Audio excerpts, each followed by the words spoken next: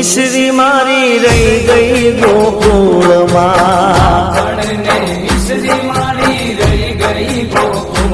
ઓ માખણ ને મિશ્રી મારી રહી ગઈ ગોકુળમાં